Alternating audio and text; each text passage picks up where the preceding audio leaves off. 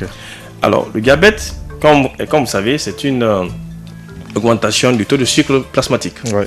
Alors, lorsque le taux de sucre plasmatique est élevé, il a ici des actions sur certaines cellules du corps, telles que les cellules rénales, telles que les kératinocytes, qui sont effectivement qui constituent la majeure partie des cellules de la peau. Ouais. Alors, les désordres cutanés, les maladies cutanées liées au diabète, imputables au diabète, peuvent ici être classés en 4 catégories. Il y a d'abord ceux qui sont dus aux infections. Vous savez, quand le taux de sucre augmente, ça favorise la multiplication des germes, ce qui favorise l'infection.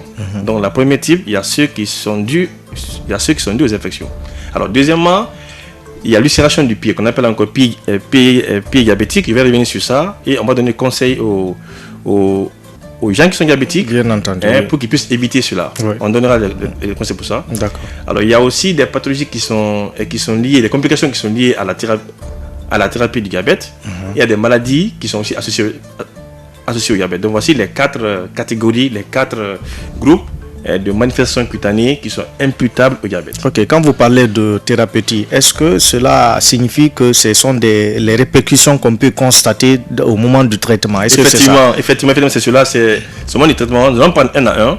Au moment du traitement, il peut y avoir des signes cutanés qui sont liés à la thérapie, effectivement. Bon, maintenant là c'est rare parce que les produits qu'on donne ont complètement évolué, mais avant c'était vraiment très fréquent. Mais on va revenir sur ça, on va expliquer un à un chacun des 4 groupes là. Okay. D'accord. Prenons d'abord ceux causés par les infections. C'est-à-dire que les infections imputables au diabète. Vous savez, c'est très important la partie là, parce que ça peut même servir à découvrir le diabète.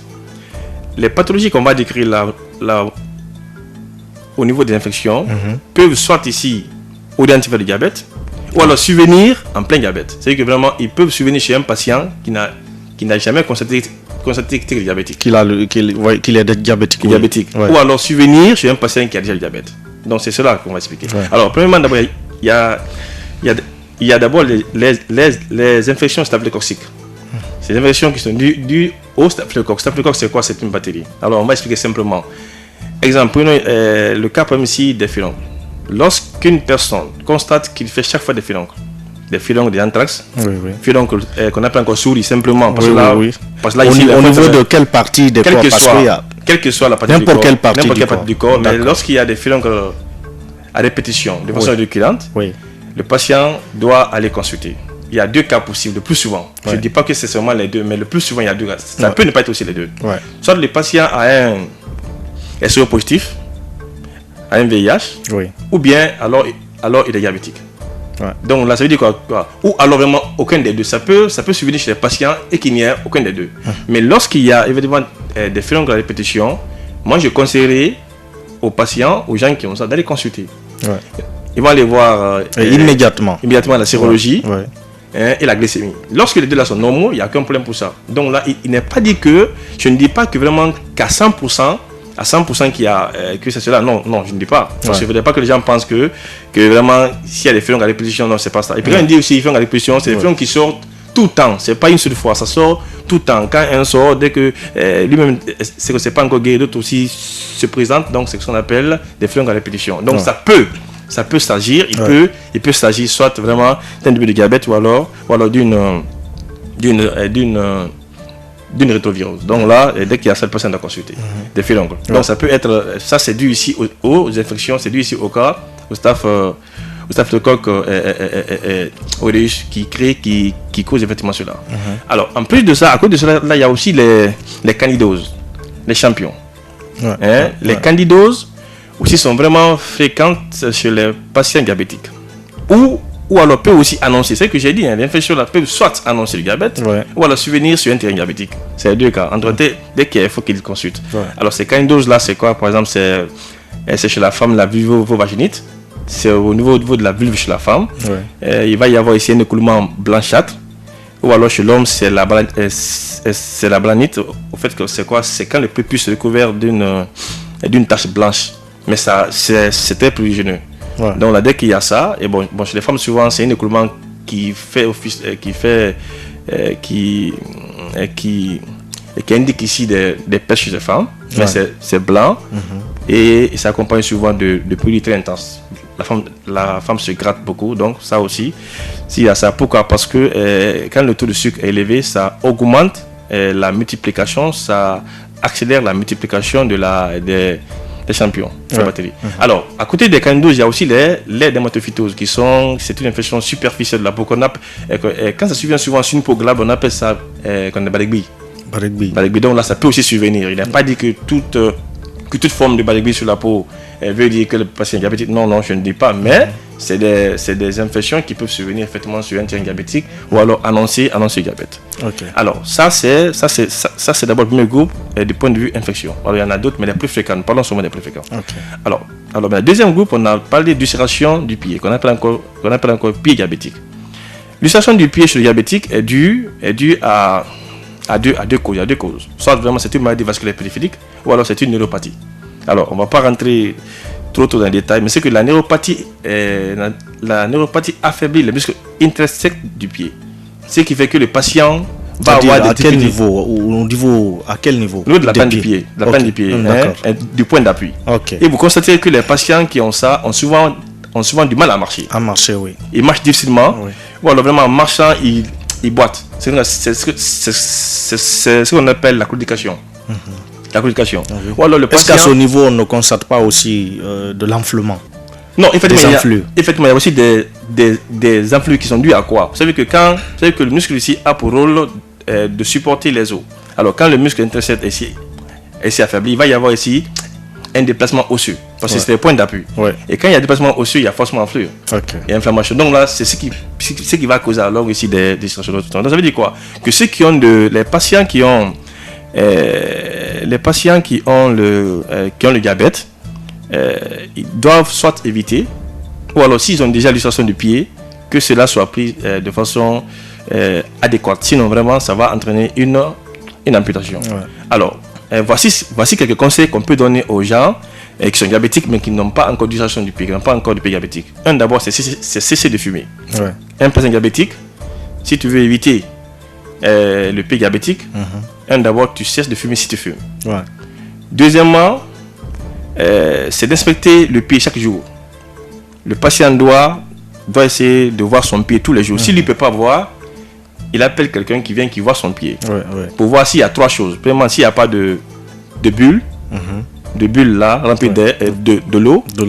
Ou bien s'il n'y a pas de zone rouge, de zone qui est rouge, ou alors s'il n'y a pas de gratinure. Dès qu'il constate ça, il faut qu'il informe son médecin. Deuxièmement. Troisièmement, il doit laver son pied tous les jours. Le pied doit être lavé tous les jours avec ici l'eau tiède. Il met l'eau tiède qui n'est ni chaude ni froide. Il lave le pied très bien. Et après ça, il essuie bien le pied pour sécher. Alors, il doit aussi utiliser la vaseline. La vaseline au niveau des zones qui sont sèches. C'est-à-dire la vaseline. La vaseline, c'est une substance qu'on vend à la pharmacie. Et il permet d'hydrater les zones sèches de la peau. Alors, qu'est-ce qu'il fait? Il cherche la vaseline. Vous savez pourquoi? Parce que chez le diabétique, la neuropathie va entraîner une élévation du flux sanguin. Le sang qui arrive va être ici élevé. Et ça va diminuer la transpiration. Donc là, dans le pied, au niveau du pied de ces patients-là, la transpiration est réduite. Et quand la transpiration est réduite, ce qui va ici rendre le pied sèche. Et quand le pied est sec, il est évident que ça va alors créer des fissures. Donc ce qui fait qu'effectivement, les patients doivent ici utiliser de la vaseline au niveau des zones qui sont sèches, au niveau du pied, pour ici éviter ces fissures, pour ici éviter ces blessures. D'accord. Alors, il ne doit pas aussi, c'est le conseil qu'on donne aux gens qui sont allez-y. Il ne doit pas aussi couper lui-même ses ongles. Il ne doit couper lui-même ni ses ongles, les ongles au niveau du pied, ni les corps au niveau du pied. Il ne doit pas le faire lui-même. Et pourquoi? S'il le fait, quelles conséquences? S'il le fait, la conséquence, c'est qu'il peut se blesser. C'est ça en fait le problème. D'accord.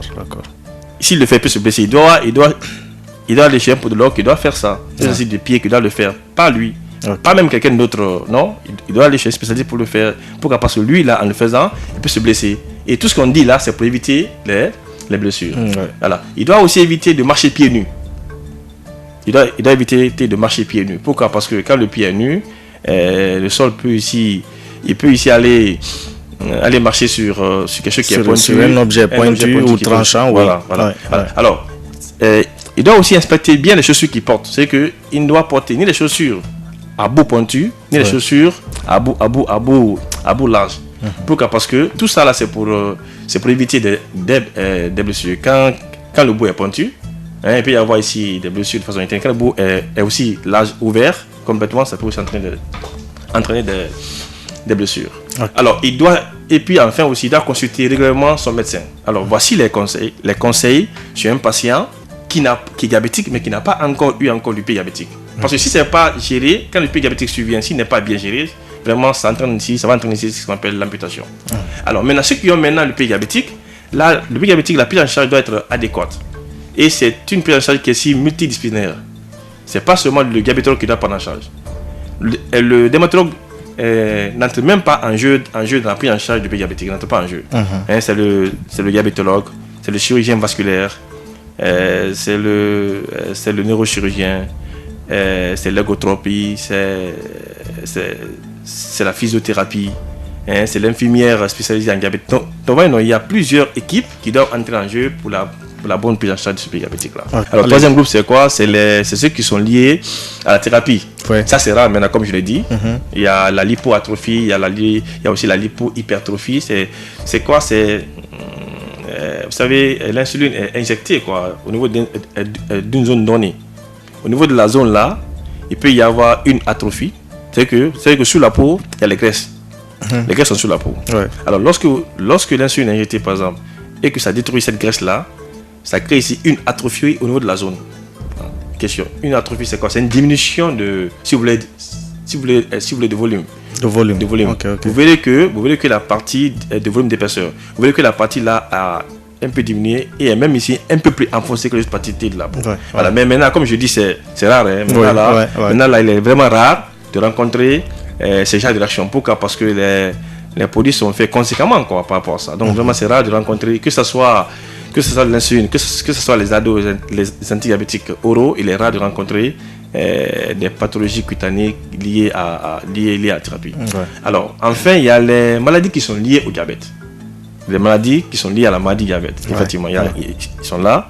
Il y a d'abord le granulome annulaire. Le granulome annulaire, c'est, comme le nom indique, il est ici, c'est par la forme d'une pièce de monnaie. C'est la forme. Une forme ronde. Ouais. Une forme ronde. Ouais. Alors, c'est la forme ronde. Et qu'est-ce qui se passe?